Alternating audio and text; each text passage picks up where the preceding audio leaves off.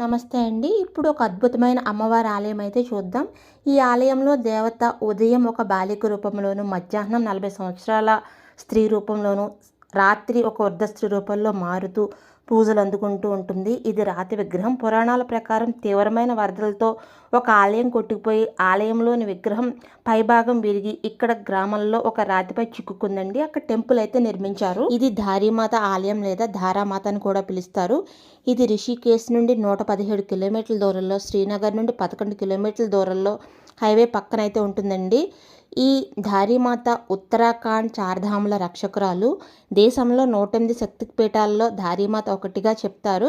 అసలు 2013 సంవత్సరంలో UK government ఒక హైడ్రో పవర్ ప్రాజెక్ట్ కోసం ఈ ఆలయాన్ని తొలగించారండి. తొలగించిన కొన్ని గంటల్లోనే ఉత్తరాఖండ్ రాష్ట్రం అంతా భారీ వరదలతో వచ్చి కేదార్నాథ్ ఆలయం చుట్టుపక్కలంతా కొట్టుకుపోయింది. ఈ ఆలయాన్ని తన స్థానం నుంచి మార్చినందుకే ఇలా జరిగిందని ఇక్కడ ప్రజల నమ్మకం. అదేవిధంగా 18వ శతాబ్దంలో ఇస్లాం రాజు కూడా ఈ ఆలయాన్ని తొలగించే ప్రయత్నం చేయగా అప్పుడు కూడా భారీ వరదలు వచ్చి చాలా జననష్టం జరిగింది.